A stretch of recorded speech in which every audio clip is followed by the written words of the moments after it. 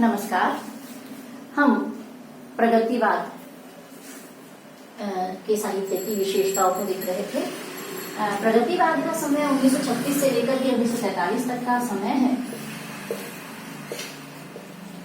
इस समय अवधि में मार्क्स के सिद्धांतों के आधार पर, मार्क्सवादी विचारधारा के आधार पर जो साहित्य लिखा गया वह प्रगतिवादी साहित्य के नाम से हिंदी में प्रचलित है। हमने इसकी विशेषताओं के अंतर्गत देखा कि इस साहित्य में मार्क्स और रूक्स का गुणगान मिलता है। इस साहित्य में शोषितों के प्रति सहानुभूति मिलती है, शोषकों के प्रति आक्रोश मिलता है और इसके साथ ही पुरातनता का विरोध इस काल में मिलता है, इस काल की कविता में मिलता है। अब हम अगली विशेषता करते हैं। नंबर 5 हम करेंगे रक्त क्रांति का आह्वान। रक्त क्रांति का आह्वान। हमने देखा कि प्रगतिवादी कवि मानता है कि पूंजीवादी व्यवस्था के कारण जो मजदूर वर्ग है वो और अधिक गरीब होता चला जा रहा है और उसकी मूल आवश्यकताएं भी पूरी नहीं हो पा रही हैं। इस शोषण से मुक्ति का एकमात्र उपाय है रक्त क्रांति हो। जब ये रक्त क्रांति होगी तो उसके बाद समाज में साम्यवाद की व्यवस्था बनेगी। इसलिए ये कवि कहते हैं, कभी कुछ ऐसी तान चुनाव जिससे उथल पुथल मच जाए। तो कवि की वाणी जो है वो क्रांति का आह्वान करती है। कवि की वाणी लोगों के अंदर ये जोश पैदा करती है कि वो तत्कालीन व्यवस्था के खिलाफ, इस पूंजीवादी व्यवस्था के खिलाफ आवाज उठाएं। एक प्रसिद्ध कविता है, गा कोकिल बरसा पावक कण। इसके अलावा निराला की कविता बादल राग में भी यही क्रांति के स्वर मिलते हैं, जहां बादल जो है वो क्रांति का प्रतीक बन करके आया है। अब हम अगली विशेषता करते हैं। नंबर 6 हम देखते हैं सामाजिक नग्न यथार्थवाद। सामाजिक नग्न यथार्थवाद का चित्रण। इस काल में समाज का जो यथार्थवाद है उसका नग्न रूप में, यानी कि जो यथार्थ है उसका उसी रूप में चित्रण हुआ है। किसी भी तरह की लाग लपेट वहां पर नहीं है। जो कि जो स्थितियों का चित्रण इन कवियों ने अपनी कविता में किया है। एक प्रसिद्ध कविता देखिए, बाप बेटा बेचता है भूख से बेहाल होकर। तो कितनी असहाय जिंदगी है कि एक बाप को भी अपने बेटे का सौदा करने के लिए विवश होना पड़ता है। दूसरी ओर हम देखते हैं निराला की प्रसिद्ध कविता भिक्षुक। भिक्षुक में भी ऐसे ही स्वर मिलते हैं, चाट रहे हैं झूठी पत्तल पे सड़क पर खड़े हुए और झपट लेने को उनसे कुत्ते भी हैं खड़े हुए। इस तरह से किस तरह ये सामाजिक यथार्थ है कि व्यक्ति जो है अपनी मूल आवश्यकताएं, रोटी कपड़ा और मकान जिसे कहा गया, वो भी पूरी नहीं कर पा रहा है और एक भिखारी किस तरह से कुत्तों से रोटी झपट लेने के लिए तैयार खड़ा है। तो ये समाज का यथार्थ है, समाज की ये वास्तविकता है जिसे प्रगतिवादी कवियों ने बिना किसी लाग लपेट के स्पष्ट रूप में, सीधे रूप में समाज के सामने रखा है, समाज के सामने चित्रित किया है। अगली विशेषता के रूप में हम देखते हैं नारी चित्रण। प्रगतिवादी कविता, क्योंकि हम जानते हैं पुरातनता का विरोध करती है, पुरानी रूढ़ियों का विरोध करती है। इसी श्रृंखला में नारी जो परंपरा से एक तरह से दासी के रूप में चित्रित होती रही थी, उसे किसी भी प्रकार के अधिकार नहीं मिले हैं। तो ऐसी बंदिनी नारी को प्रगतिवादी कवि चित्रित करता है और उसकी मुक्ति का आह्वान करता है। पंत जी ने अपनी कविता में कहा है, मुक्त करो नारी को मानव चिरबंदिनी नारी को। तो पंत जैसे कवि जो हैं ये आह्वान करते हैं कि नारी जो है वो बंदिनी है, इस समाज की रूढ़ियों के कारण वो बंदी के समान जीवन व्यतीत कर रही है। तो नारी मुक्ति का आह्वान इस काल की कविता में मिलता है। अगली विशेषता हम देखते हैं मानवतावाद। अगली विशेषता के रूप में हम देखते हैं मानवतावाद। इस काल की कविता में आम आदमी के प्रति पूरी सहानुभूति दिखाई गई है, उसके दुख दर्द का चित्रण इस काल की कविता में हुआ है। ये कवि कहते हैं, जाने कब घाव भरेंगे इस घायल मानवता के।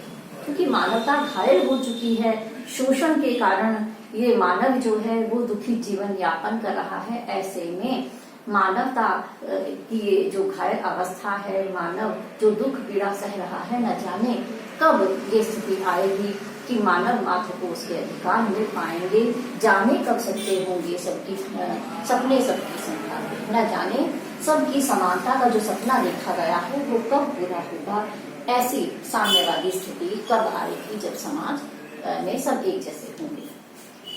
ये तो हुई भावपक्षीय विशेषता। अब हम बात करते हैं कि प्रगतिवादी कविता में कला पक्ष क्या है। कला पक्ष की क्या स्थिति है, तो कला पक्ष में सबसे पहले हम देखते हैं भाषा। अब से पहले छायावादी कविता में हमने देखा कि छायावादी कविता में भाषा संस्कृत निष्ठ है, लाक्षणिक है, व्यंजना से भरपूर कविताएं जो हैं वो छायावाद में मिलती हैं।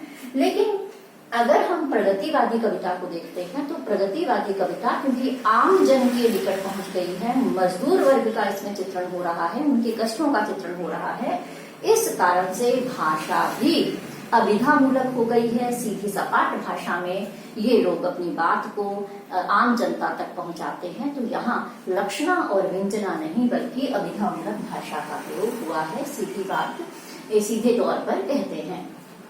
अब हम बात करते हैं छंदों की। छंदों का भी पूर्व इतिहास हम देख लेते हैं कि रीति काल में दोहा है, चौपाई है, कवित्व है, जैसे छंदों का प्रयोग हुआ। फिर उसके बाद हम भारतेंदु युग में आते हैं जहां वर्णिक मात्रिक छंदों का प्रयोग हुआ। द्विवेदी युग में भी वर्णिक और मात्रिक छंदों का प्रयोग हुआ। छायावाद में छंदों के रूप में निराला ने मुक्त छंद का प्रवर्तन कर दिया था। मुक्त छंद के प्रवर्तन के बाद एक तो पहली बात वर्णिक छंदों का प्रयोग जो है वो खत्म हो गया छायावाद तक। मात्रिक छंदों का प्रयोग नए रूप में, नए छंदों के रूप में होने लगा। कामायनी जैसे महाकाव्य में भी हमने देखा था। प्रगतिवाद में आकर के छंदों का जो ये पारंपरिक ढांचा था वो बिल्कुल ही बदल गया, अर्थात अब मात्रिक और वर्णिक छंदों का प्रयोग उस रूप में नहीं हुआ जिस रूप में हम पहले के साहित्य में देखते हैं। यहाँ पर क्योंकि निराला जो है मुक्त छंद की घोषणा कर चुके हैं और वो कहते हैं खुल गए छंद के बंध, अब छंदों के बंधन जो है खुल गए हैं। मुक्त छंद का प्रयोग इस काल की कविता में हुआ है। मुक्त छंद क्या है, जहाँ पर वर्णों और मात्राओं का बंधन नहीं है बल्कि एक लय मिलती है।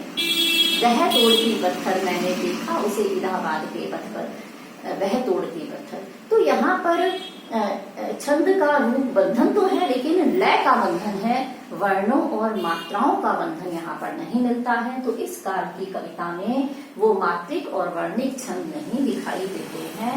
तो छंद के बंध जो है यहाँ पर टूट गए हैं, छंदों के भी पारंपरिक बंधन नहीं है। अब हम बात करते हैं अलंकार। अलंकार स्वाभाविक रूप से जिनका प्रयोग साहित्य में होता आया है या हो जाता है उन्हीं अलंकारों का प्रयोग यहाँ पर मिलता है।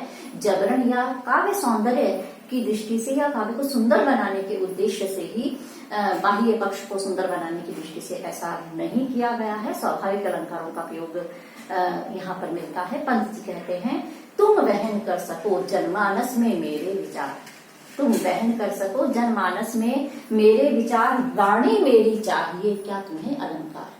तो मुख्य चीज जो है यहाँ पर भाव है, वाणी है, ना कि कला पक्ष और अलंकार है। तो अलंकारों का चित्रण करना इन कवियों की प्राथमिकता नहीं रही है, इस कारण से अलंकारों का स्वाभाविक प्रयोग हमें यहाँ पर मिलता है। अब हम बात कर लेते हैं काव्य रूप की।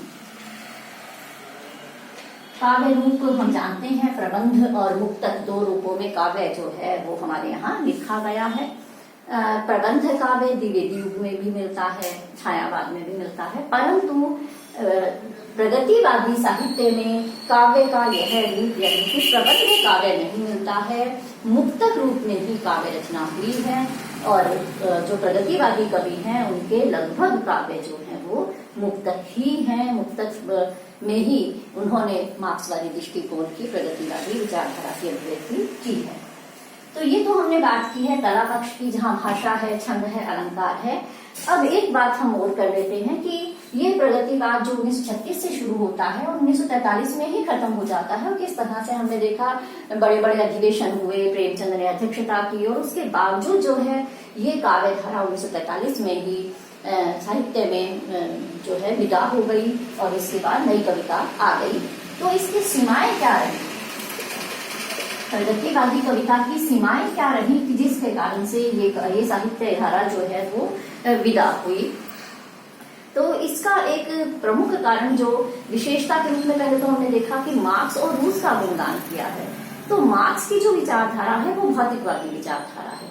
भारत की आध्यात्मिक धरती पर वह विचारधारा उस रूप में नहीं पनप पाई जो उनकी मूल विचारधारा थी। इस कारण से एक प्रमुख कारण तो यही रहा कि मार्क्स का दृष्टिकोण पूरी तरह से भौतिकतावादी है। दूसरी चीज जो इसमें प्रधान रही कि वही सामाजिक भावनाएं जो है वो बहुत ज्यादा चित्रित हुई, व्यक्तिगत भावों की यहाँ अवहेलना हो गई। एक प्रमुख कारण ये भी रहा कि इस काल में हमने देखा कि सामाजिक नग्न यथार्थवाद का चित्रण हुआ है। सामाजिक नग्न यथार्थवाद के नाम पर इन कवियों ने कहीं कहीं ऐसा चित्रण भी किया जो अश्लीलता तक पहुंच गया है। तो ये भी एक कारण रहा जो ये विचारधारा जो है वो आगे नहीं बढ़ पाई। एक जो इस काव्यधारा पर आरोप लगाया जाता है वो ये है कि इस काव्यधारा में सच्ची अनुभूति का अभाव मिलता है। जो प्रगतिवादी कवि हैं उनमें से बहुत सारे कवियों के बारे में ये कहा गया कि उन्होंने उस स्थिति को, उस पीड़ा को नहीं भोगा। मात्र कमरे में बंद होकर के उन्होंने मजदूर वर्ग का, श्रमिक वर्ग का चित्रण किया। इससे वह अनुभूति नहीं आ पाई जिसे हम सच्ची अनुभूति कहते हैं। अनुभूत सत्य का यहाँ पर अभाव था। तो ये एक कारण भी रहा कि ये काव्यधारा जो है वो सिमट गई, जो इस काव्यधारा की सीमाएं कही जाती हैं। इस तरह से ये हुई प्रगतिवाद की विशेषताएं और फिर हमने किया प्रगतिवाद की सीमाएं। नमस्कार।